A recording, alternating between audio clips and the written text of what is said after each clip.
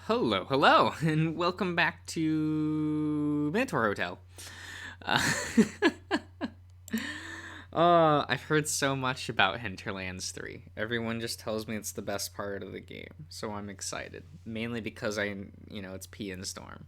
I kind of don't care about the quality, I'm just here for these characters. Wake up, lad. We have a hotel to find. What time is it? Force something. The sun's almost coming up. We have to prepare for the day ahead. Why? Why so early, sir?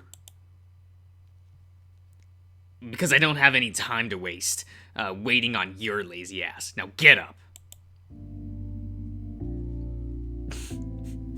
Okay. My dad always lived by the phrase, God helps the early risers. Fuck that.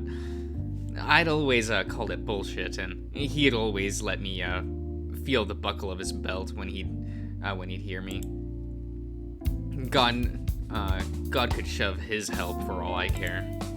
Still, if nothing else, Dad made damn sure what I learned the habit from.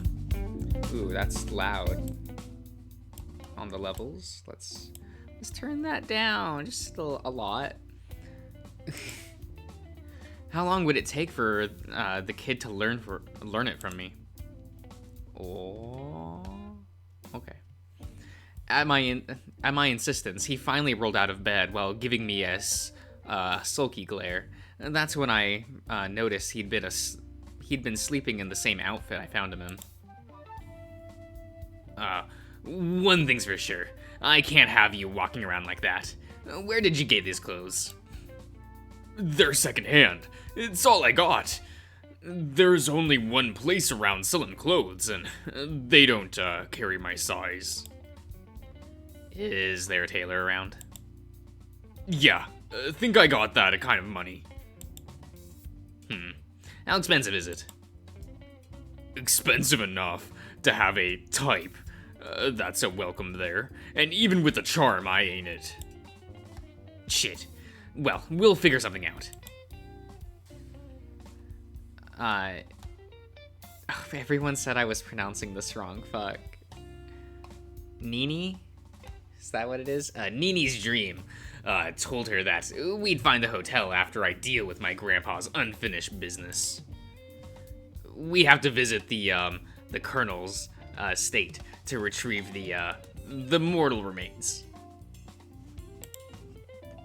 Then get a cross from a lake and give them a proper burial. Is that how this sort of magic stuff goes? You ever done anything like this before? I've never pacified or exorcised spirits before. Nah. But I do know more than most about how this sort of stuff works.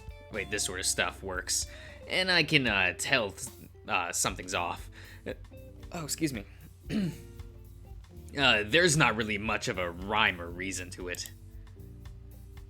Nini may be right. It's just... It sounds like bullshit, sir. Right. The kid could be sharp when he wants to be. You said there's some weirdness way down in the valley, right? Yeah, folks talk about all sorts of weird shit going on there. Ghosts, headless mules, I even heard people say the devil himself lives down there. And have you ever seen any of that yourself? No, sir. I don't make a habit of going there. It don't rain much here, but when it does, all the gunk pools at the bottom, so it ain't a good place to be.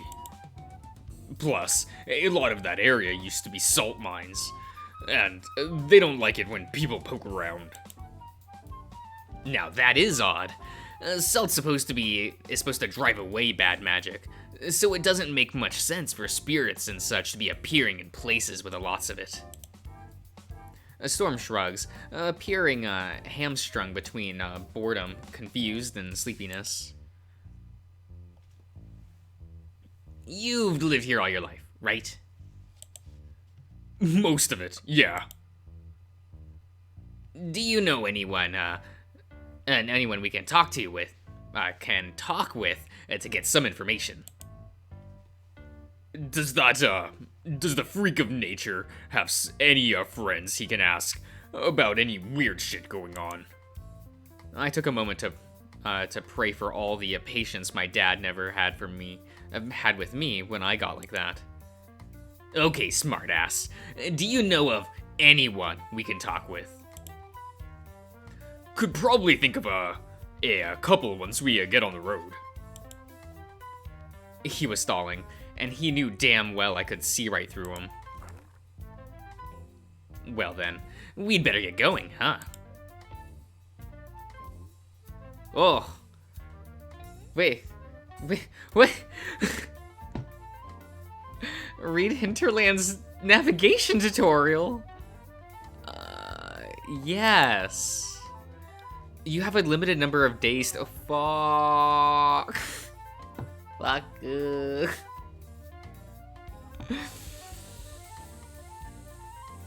Okay. You have a limited number of days to explore the hinterlands and find a way to the hotel. You can explore both the town and the surrounding locations. Visiting a location will use up your day, with a couple of exceptions. To visit a location, simply click on the corresponding pin on the map. After you visit a location once, the pin will turn red. You can still visit the same location multiple times if you want to. Same location may become unavailable on a given day. If so, the pin will turn black. You can pull up P's phone by clicking on it, and clicking it again will pull it back down. The phone displays the current day and time, and can be used to change the music or read P's journal to see your previous choices.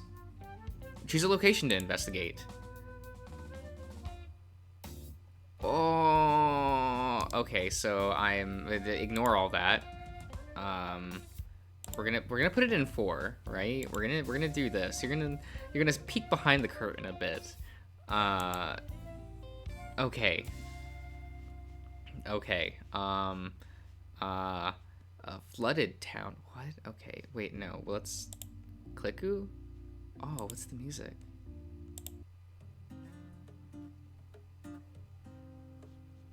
Ooh. I like that one more. What's P? Oh my god. Okay. I found the Minotaur called Storm by the reservoir. Following Nini's instructions, my only clue to find the hotel is a dream of hers, but I'm not fully convinced. Okay.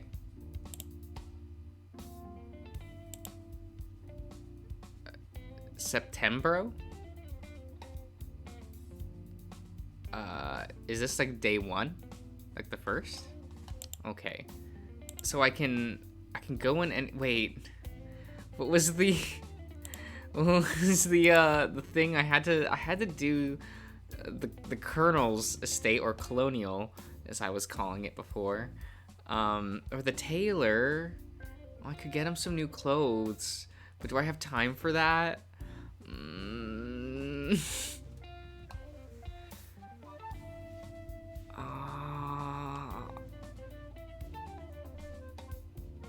I mean, I assume I'll have enough time to choose everything, right? At least once? How many days do I have? I prefer when things are a little more transparent.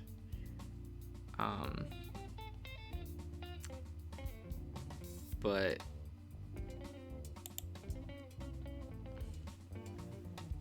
oh, God, it's his best portrait.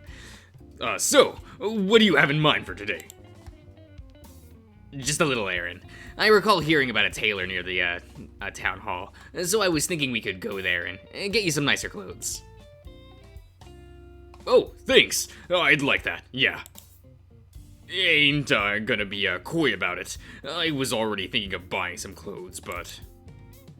Keep the money for something else. I'll deal with it. Can't be too expensive. Thanks, boss. I figured it wasn't right walking around with Storm wearing the clothes he was. The clothes he was? Okay. Wearing the clothes he was, okay. It was humiliating for myself and for him. Unfortunately, a cursory exploration of the only clothing store in town only confirmed my suspicion. Even with his horns and tail out of the equation, none of the basic brands on offer carry any Minotaur sized. With no other option, I ask about and learn about the local seamstress when called to arrange things. She was an old, hunched-back lady whose eyes and ears had retired without her some years back. But so long as her fingers worked, she had resolved to do the same to help support her kids, grandkids, and great grandkids. She provided the overalls. She provided the overalls the local farmhands used. There were dozens of them in all sizes, so we could pass by and grab one without much fuss. Sturdy material I can cut a hole for. The kid's tail on its backside. Myself with a sharp knife, and it probably wouldn't tear further. She also could take some clothes of mine and alter or butcher them for Storm. The Minotaur would definitely appreciate a custom-tailored outfit more than just overalls, and there was no question that he'd be more presentable in a dress shirt and khakis. However, making it work could take a lot of time, perhaps the whole day. I weighed the options and chose to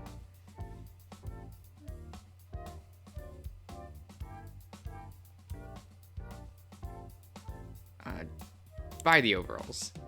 I'd rather not waste too much time on this. We have a lot to investigate. Overalls may not be fancy, but they'll do for now. Oh. Okay. Storm seemed happy enough to be out of his grimy clothes. He threw them away right as we left the place. Now, how does it feel, champ? Damn fine. I'd been wearing mostly that for months. You're the best, boss. We set out with plenty of time to spare. Okay.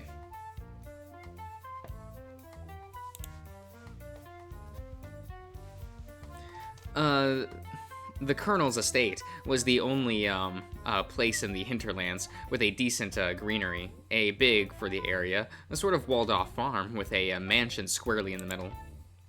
We went through and announced ourselves to the porter. Took us a whole hour to convince him to call up to the mansion. I don't think he wanted to let anyone in at all, but our insistence went over. It was another 3 hours before the widow, Miss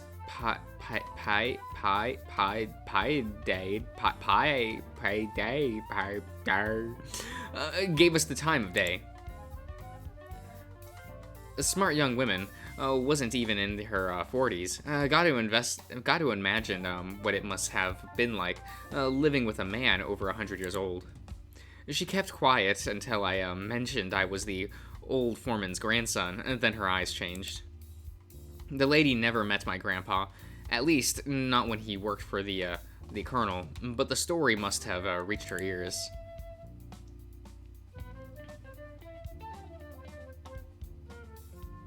She brought Storm and I into the mansion's office.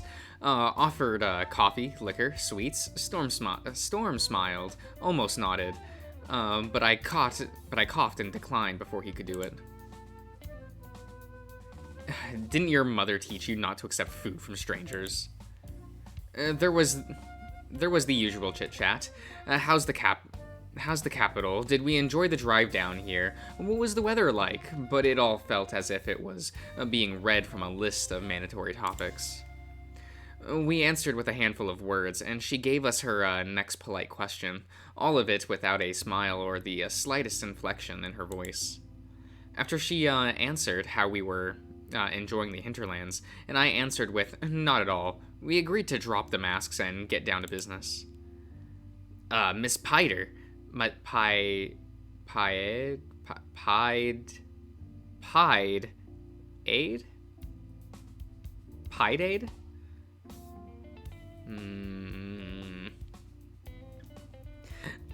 Oh my god. Okay. I have a most sensitive matter to discuss. I have a most sensitive matter to discuss. One which, I hope, you can appreciate. I inherited my grandfather's unfinished business. I was informed that, during the service of the colonel, there was a most regrettable incident involving the death of a local family. I would have preferred not to dig those old bones up, but I am afraid they were never put to rest in the first place. And not with a proper, respectable Christian burial. You are the colonel's heir, I am told. If these mortal remains are in your possession, I ask that you hand them over to me so I can put their souls to rest, in the name of Christ. The widow's flat eyes bored into me, and then Storm, looking for the zipper of our disguises, not finding them, and then looking again, as though sheer force of will could reveal the truth. She lit a cigarette, and made sure to blow the smoke our way. I know what you're talking about. I've seen those bones myself. Frightful things, if one is to believe they were human, as it is said. She looked out the window into the acrid landscape beyond her estate. May I have them? You may have them.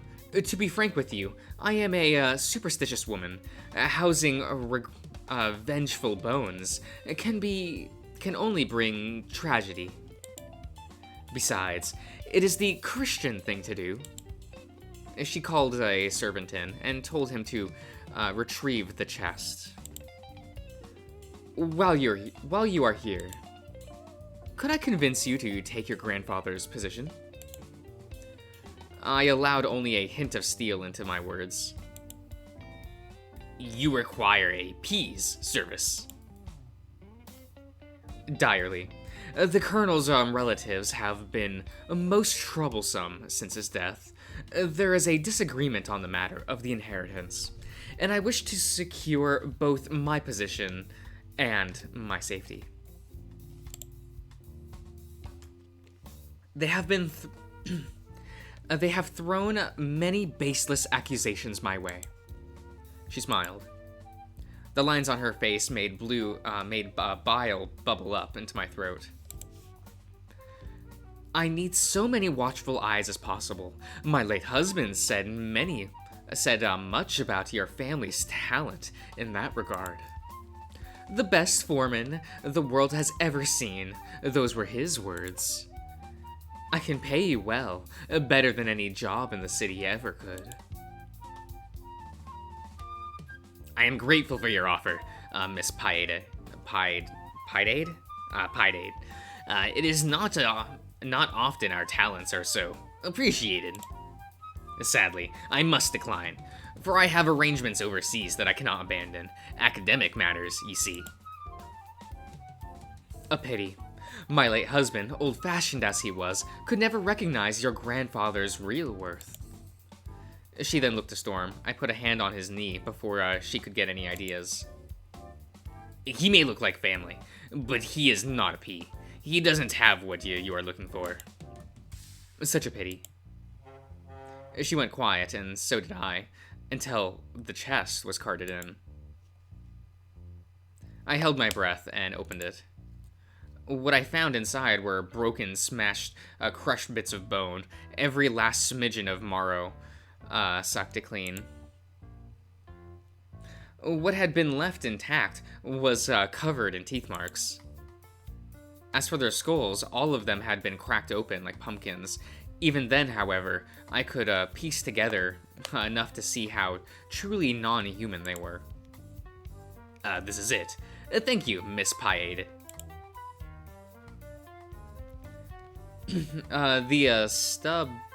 She stubbed her cigarette out in the ashtray, breathing out through her yellowed teeth. Before you go, a word of advice. You should not tarry too long in the hinterlands. Things have been quite tense since my husband's passing. Is that a threat? Earnest advice. I could give you that much, seeing how professional you are. That's why I like hiring people from the capital. You get straight to the point. So no bullshitting about. Her eyes drifted off to the window and all the greenery beyond it. Her gaze softened, or perhaps a wave of depression washed over her. The colonel thought that eating them would give him eternal life. I've never seen a man more afraid of death than him.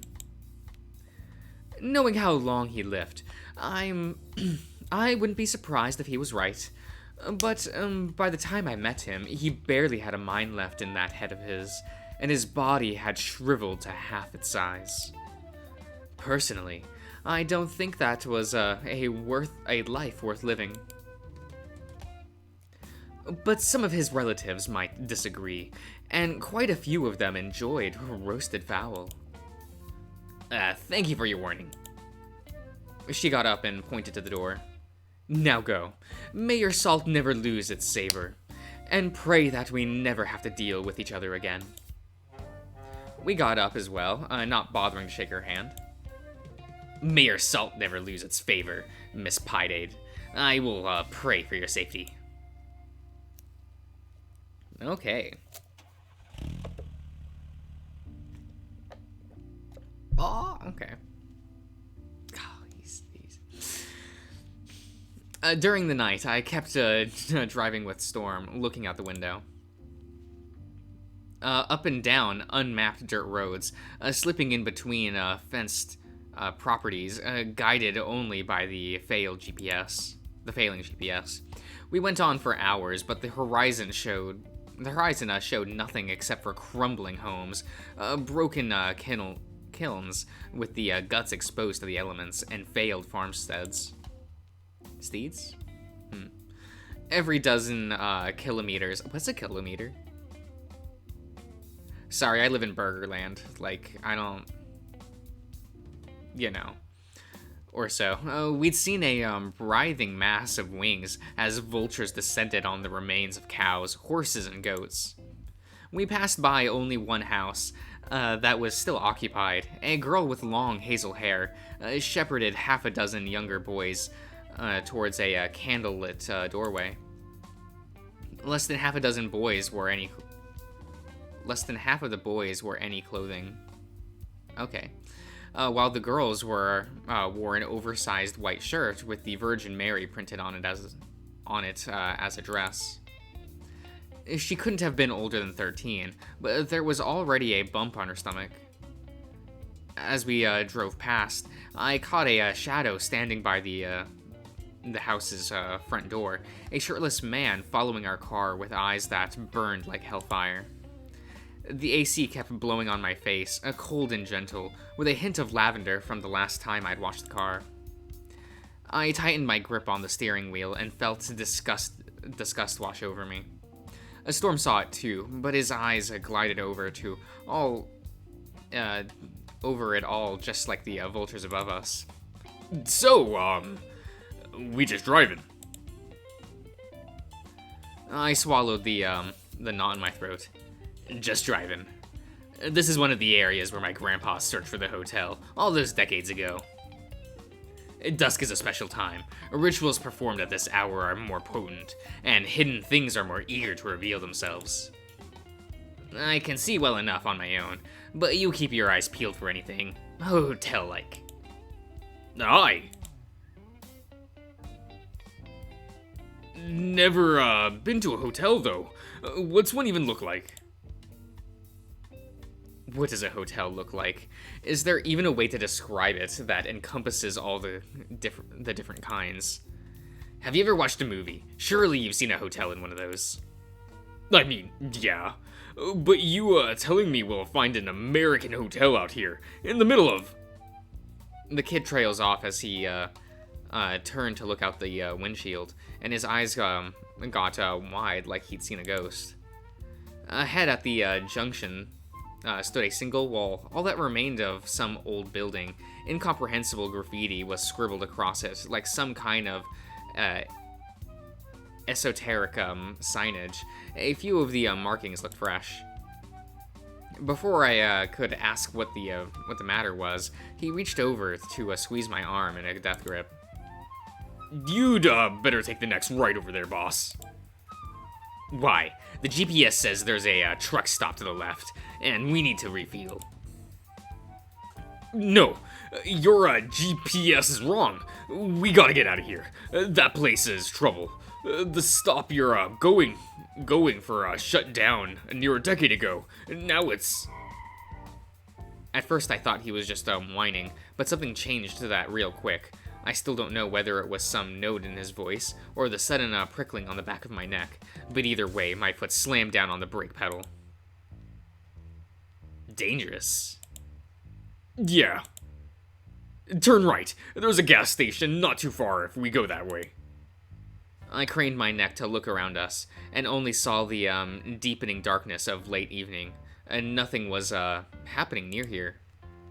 It felt like nothing had happened for years, and nothing was spooking the kid rigid. Nothing was spooking the kid rigid, and so I turned right.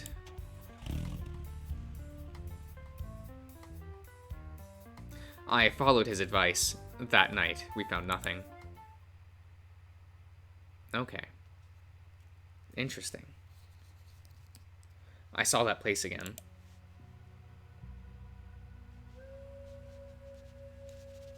Okay.